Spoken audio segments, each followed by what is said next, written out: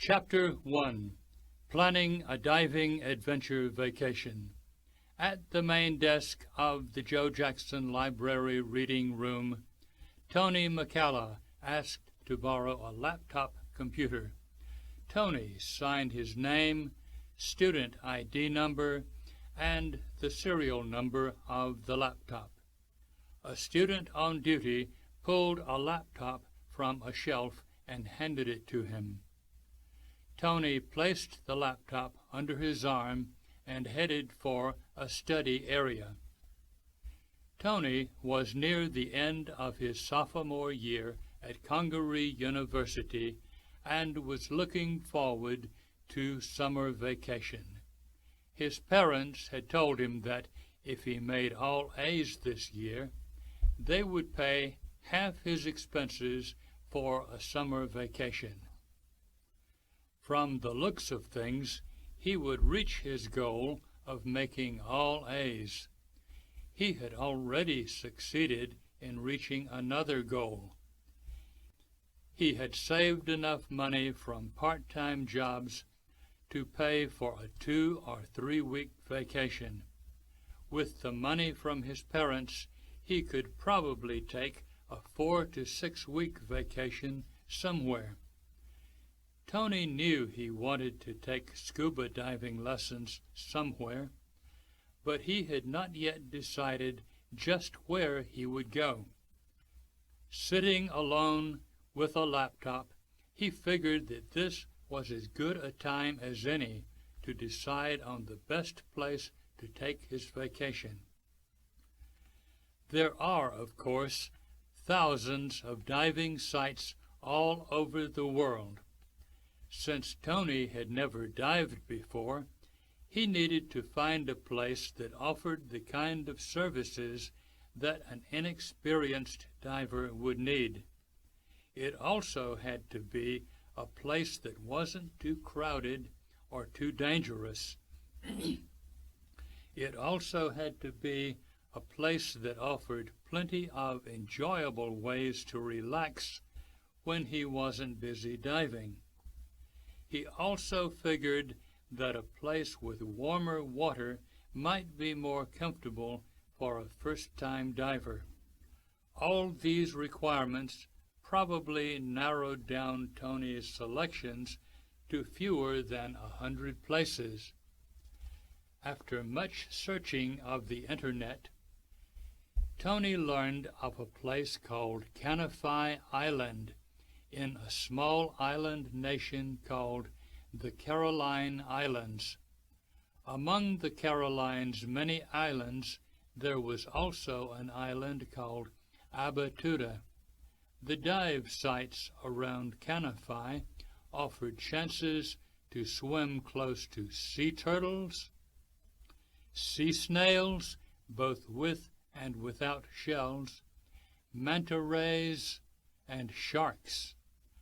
A manta ray was a gentle giant that was wider than a bus and longer than 2 cars.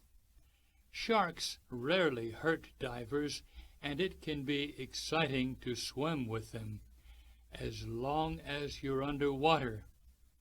If you were on the water and tried to swim with sharks, that experience might be more exciting than you'd like. During a famous World War II battle, more than 60 ships sank in the waters near Abatuda Island. For that reason, Abatuda Island offers some of the best wreck diving in the world. Tony had already researched what kinds of diving skills were needed for different kinds of diving. He figured that his first dive should probably be a simple dive with smaller sea creatures. As he gained experience, he would ask to dive in the manta ray feeding grounds. If the dive master would let him, he would try cave diving. Finally, he hoped, he would fly to Abatuda Island and join some wreck divers in exploring sunken ships.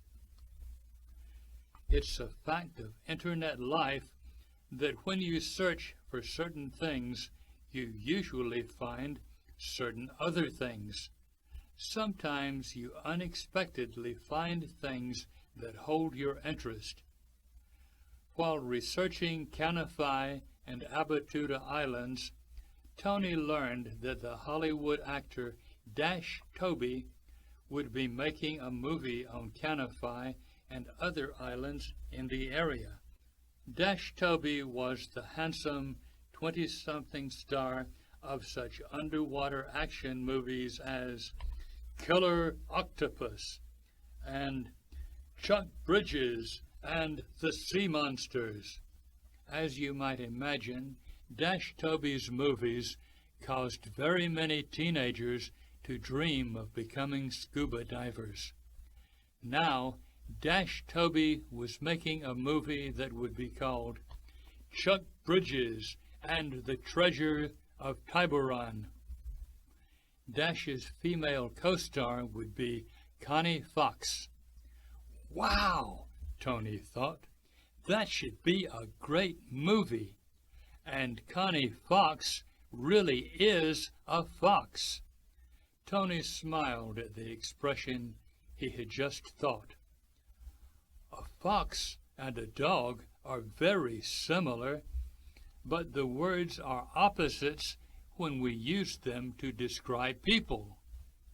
When we call a woman a fox, we mean that she's very desirable, but it would be an insult to call her a dog. In Spanish, it would be even worse to call a woman a fox than it would be to call her a dog. Tony laughed at himself, then looked around to make sure that no one had heard him laughing.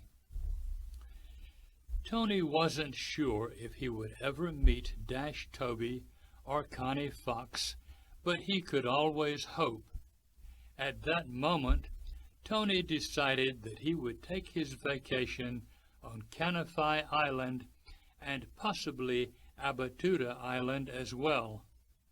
Having decided on his vacation destination, he began researching other things he might enjoy during his vacation. For scuba divers, the best hotel on Kanifay Island was the Chamorro Bay Resort, but it was also the most expensive on the island. Tony decided that at first he would stay at O'Malley's Inn, which was next door to the Chamorro Bay Resort. He hoped that in a few days after he arrived on the island, he would be able to arrange for a homestay not far from the Chamorro Bay Resort. The harbor restaurant was a reasonable place to eat, and it was just across the street from O'Malley's Inn. Tony could eat most of his meals there.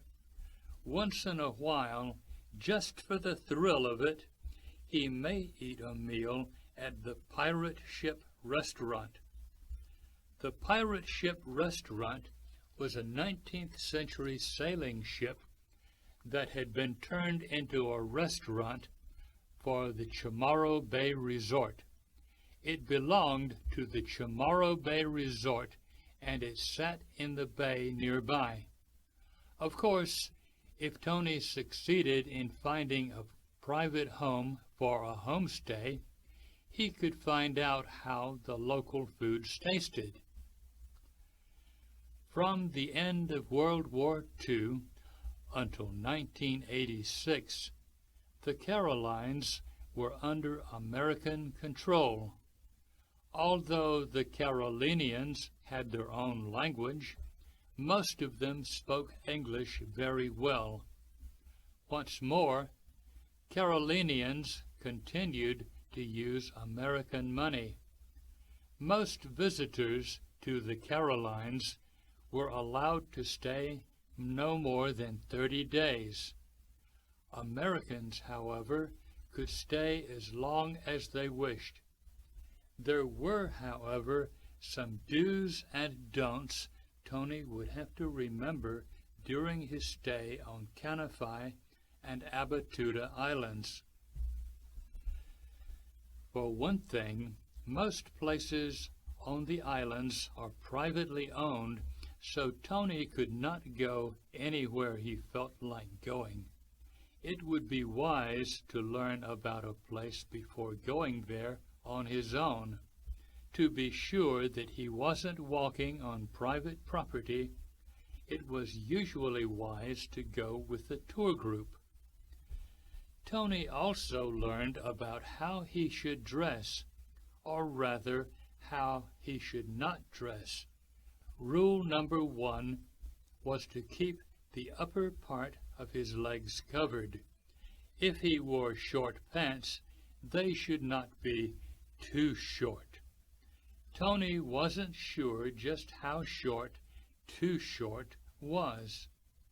To be on the safe side, he figured that his pants should reach to his knees.